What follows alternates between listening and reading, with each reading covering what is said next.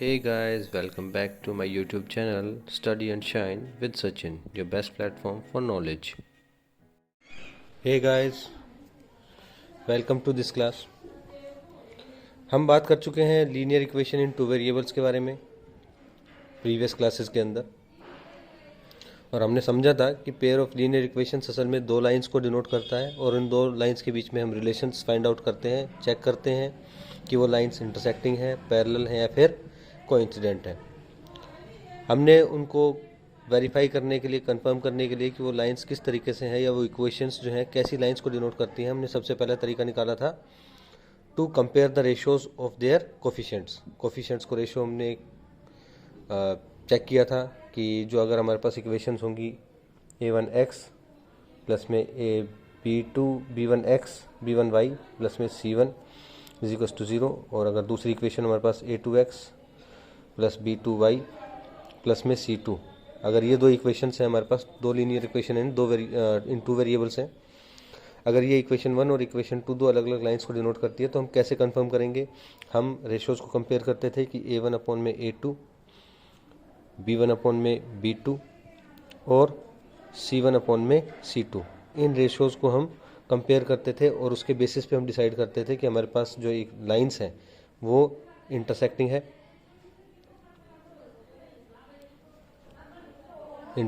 है, पैरेलल है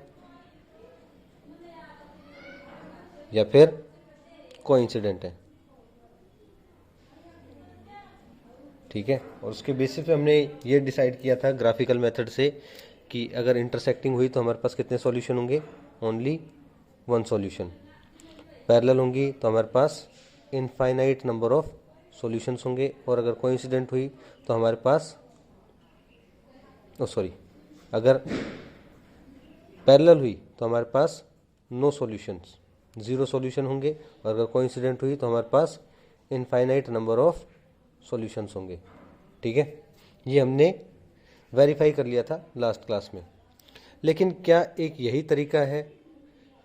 ठीक है, क्योंकि इससे तो मुझे केवल और केवल ये पता चलेगा कि सॉल्यूशन कितने हैं, कि सॉल्यूशन निकल के आएगा या कोई सॉल्यूशन नहीं निकल के आएगा या फिर इनफाइनाइट नंबर ऑफ सॉल्यूशंस निकल के आएंगे। तो उसके लिए हमने चेक किया था कि सॉल्यूशन है क्या। वो हमारे पास सबसे पहला तरीका क्या था, ग्राफिकल मेथड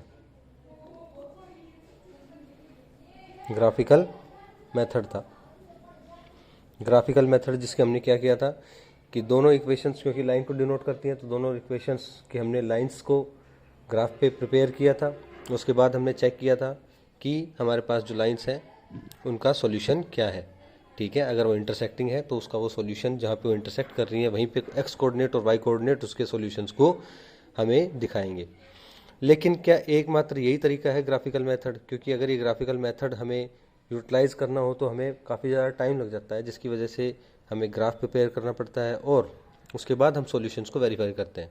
लेकिन होपफुली हमारे पास दूसरे तरीके भी हैं to solve a pair of linear equation, कि हम अगर हमारे पास दो लीनियर इक्वेशंस इनटू वेरिएबल हैं तो उनको हम सॉल्यूशन कैसे निकालेंगे। और ग्राफिकल के अलावा हमारे पास दूसरा तरीका है, कौन सा, एल्जेब्रिक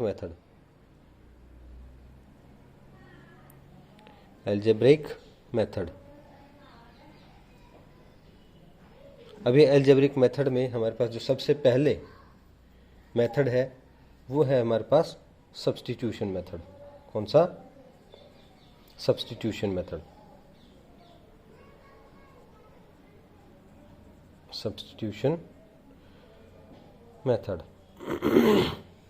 जैसा कि नाम से ही पता चल रहा है, इस नाम से इस मेथड के अंदर हमें करना क्या है, to substitute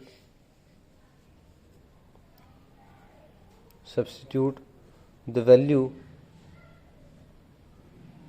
of a solution of a variable with respect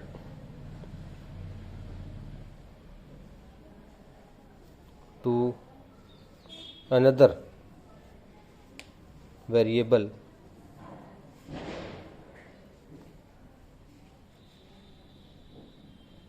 in other equation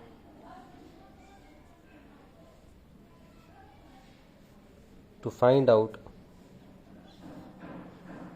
the solutions. हम करेंगे क्या कि एक पर्टिकुलर इक्वेशन के अंदर किसी एक वेरिएबल की वैल्यू दूसरे के रेस्पेक्ट में निकालेंगे और उसकी वैल्यू हम दूसरी वाली इक्वेशन में पुटअप कर देंगे। फॉर इंस्टांस हमारे पास अगर वैल्यू, हमारे पास दो इक्वेशन हो, a1x प्लस में b1y प्लस में c1 इज इक्वल टू 0, और दूसरी इक्वेशन हो a2x प्लस में b2y प्लस में c2 इज इक्वल टू 0, तो हम इक्वेशन नंबर 1 के अंदर से x की वैल्यू निकालेंगे y की रेस्पेक्ट में। ठीक है, तो a1x कितना हो जाएगा, वो हो जाएगा माइनस का c माइनस का b1y, और यहाँ से x की वैल्यू कितनी आ जाएगी, वो आ जाएगी माइनस का c1 माइनस b1y अपॉन में a1। अब ये जो वैल्यू आई है हमारे पास x की, उस x की वैल्यू को हम दूसरी इक्वेशन में पुट कर देंगे using this value in equation number 2। ये इक्वेशन नंबर 1 है और इक्वेशन नंबर 2 है। तो इस वैल्यू को हम, इस x की वैल्यू को जो y के रेस्पेक्ट में है, हम इक्वेशन नंबर 2 में डालेंगे और इसकी मदद से हमें इक्वेशन नंबर 2 के अंदर जो है y की वैल्यू निकल के आ जाएगी, और उस y को यूटिलाइज करके हम दोबारा से इक्वेशन 1 में डाल देंगे और इस तरीके से हमारे सॉल्यूशन निकल के आ जाएगा। ठीक है, हमें सॉल्यूशन निकालना है, इसका मतलब याद रखना कि हमें x और y की वैल्यूज़ निकालनी है। ठीक है, एक एग्जांपल से समझेंगे कि हमें वो काम कैसे करना है। तो एक एग्जांपल से समझते हैं। एग्जांपल हमारे पास इक्वेशन है 3x अपॉन में 2 माइनस 5y अपॉन में 3 is equal to minus 2 and x upon में 3 प्लस y अपॉन में 3 y अपॉन में 2 इज इक्वल टू 13 अपॉन में 6। ये हमारे पास दो इक्वेशंस हैं, ये है इक्वेशन नंबर 1 और ये इक्वेशन नंबर 2। दोनों ही linear equation in two variable हैं। ठीक है, लेकिन अगर हम देखें तो इसको थोड़ा सा सॉर्ट आउट कर सकते हैं अपन, थोड़ा सा सॉल्व कर लेंगे, सिंप्लीफाई कर लेंगे। अगर हम एलसीएम लें यहाँ पे, तो एलसीएम आ जाएगा 6 और यहाँ से आ जाएगा 3 3 9x minus 2 5 10y is equal to minus 2। थोड़ा सा सॉल्व करेंगे तो 9x minus 10y is equal to minus 12। Same इसी तरीके से यहाँ सॉल्व करेंगे तो एलसीएम आ जाएगा 6, that is 2x plus 3y is equal to 13 upon 6। 6 से 6 कैंसिल आउट हो जाएगा, तो ये आ जाएगा हमारे पास 2x plus 3y is equal to 13। ठीक है, इस इक्वेशन को हम देखेंगे तो अब हमारे पास प्राइमरी इक्वेशन जो ये थी वो अब ये हो जाएंगी। तो इक्वेशन नंबर 1 ये हो जाएगी हमारे पास, और ये हो जाएगी इक्वेशन नंबर 2।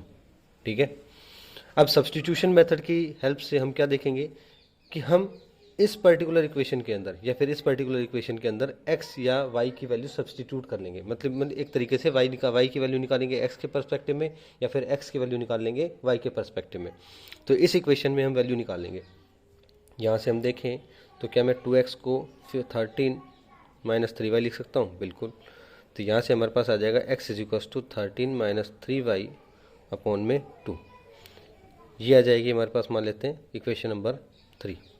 यहाँ से मेरे पास x की वैल्यू आ गई है y के रेस्पेक्ट में, और इसकी वैल्यू मैं सब्स्टिट्यूट कर दूंगा और पुट कर दूंगा किसके अंदर, इक्वेशन नंबर 1 के अंदर, using x from equation number 3 in equation number 1। ठीक है, इक्वेशन नंबर 3 के अंदर से x की वैल्यू को इक्वेशन नंबर 1 में पुट अप कर दूंगा। तो यहाँ से आ जाएगा हमारे पास क्या था, 9x minus 10y is equal to minus 12। तो यहाँ से मैं x की वैल्यू पुट अप करूँगा, तो 9 इंटू में 13 माइनस 3y अपॉन में 2 minus 10y is equal to minus 12। तो यहाँ से हमारे पास क्या आ जाएगा, सॉल्व करेंगे तो वो आ जाएगा 13 9 वो आ जाएगा 1 17 माइनस 3927 वाई अपॉन में 2 minus 10 y is equals to minus 12। थोड़ा सॉल्व कर लेंगे तो यहाँ से आ जाएगा 117 माइनस 27 वाई माइनस एलसीएम लेंगे तो 2 उधर चला जाएगा तो यह आ जाएगा 20 वाई इज इक्वल्स टू, और 2 उधर चला जाएगा पूरी वैल्यू, तो 224 हो जाएगा माइनस का 24। तो यहाँ से अगर हम सॉल्व करें तो वो आ जाएगा कितना, 117 माइनस में 47 y is equals to minus 24, तो माइनस का 47 y is equals to minus 24 minus 117, तो y इज इक्वल्स टू कितना आ जाएगा, सॉल्व करेंगे इसको, 7 4 11 4 एंड 1 अपॉन में माइनस का 47, माइनस से माइनस कैंसिल आउट और ये हो जाएगा हमारे पास 3। तो y की वैल्यू कितनी आ गई, 3 आ गई। अब ये जो y की वैल्यू 3 आई है उसको मैं यूज़ करूँगा किसके अंदर, इक्वेशन नंबर, यूजिंग, क्या करेंगे हम, using y is equals to 3 in equation number 3। इस y इज इक्वल्स टू 3 को मैं दोबारा से इसके अंदर यूज़ कर लूँगा तो यहाँ से आ जाएगा x इज इक्वल्स टू कितना, 13 माइनस 3 y अपॉन में 2, ये था मेरे पास x। यहाँ पे अगर मैं x की वैल्यू डालूँगा तो 13 माइनस 3 इंटू में 3 अपॉन में 2 और x आ जाएगा कितना, 13 माइनस 9 अपॉन में 2, 13 माइनस 9 कितना हो जाएगा हमारे पास, वो हो जाएगा 4 अपॉन में 2 दैट इज़ 2। तो हमारे पास x की वैल्यू कितनी आ गई, 2, और y की वैल्यू कितनी आ गई, 3। यही है हमारे पास सॉल्यूशन। तो हमारे पास सॉल्यूशंस क्या हो जाएंगे, सॉल्यूशंस हो जाएंगे हमारे पास x is equals to 2 and y is equals to 3, यही हमारे पास सॉल्यूशन हो जाएंगे। जो इम्पोर्टेंट बात है ध्यान रखने की वो ये है कि दो इक्वेशन है, वो हमारे पास है तो लीनियर इक्वेशन, लेकिन यहाँ पे देखने से लग नहीं रहा है, वो कुछ फ्रैक्शनल वैल्यूज़ हैं। तो इसको हम क्या करेंगे, थोड़ा सॉल्व करेंगे, थोड़ा सिंप्लीफाई कर लेंगे और हमें दिखने को मिलेगी एक जो स्टैंडर्ड फॉर्म है हमारे पास इक्वेशन के लिए। सब्स्टिट्यूशन मेथड क्या बोलता है, किसी भी एक वेरिएबल की वैल्यू निकाल लो, किसी भी एक वेरिएबल की वैल्यू निकाल लो किसी भी एक इक्वेशन में, तो या तो इक्वेशन नंबर 2 में या इक्वेशन नंबर 1 में, किसी में भी निकाल लो। मैंने इक्वेशन नंबर 2 में इसलिए निकाली क्योंकि थोड़ी सी सिंप्लीफाइड थी, ठीक है। यहाँ से मैंने x की वैल्यू निकाली y के टर्म्स में, और उस y की टर्म्स में जो इक्वेशन वैल्यू निकाली थी उसको मैंने दोबारा से इक्वेशन नंबर 1 में पुटअप कर दिया, और इक्वेशन नंबर 1 में पुटअप करने पे मेरे को y की वैल्यू पता चल गई। उस y की वैल्यू को यूज़ किया मैंने दोबारा से उस इक्वेशन के अंदर, क्योंकि वो y की वैल्यू तो थी, x नहीं पता था, तो x की वैल्यू मैंने निकाल ली। और ये जो x और y की वैल्यूज़ आई हैं वो हमारे पास इन्हीं दोनों इक्वेशंस के लिए सॉल्यूशन है। बात समझ में आई। यहाँ से देखने से पता भी चल रहा है कि a1 और a2 का रेशो, b1 और b2 का रेशो और c1 और c2 का रेशो भी सेम नहीं है, ठीक है। तो इसका मतलब तो ये दोनों लाइन क्या है, इंटरसेक्टिंग है।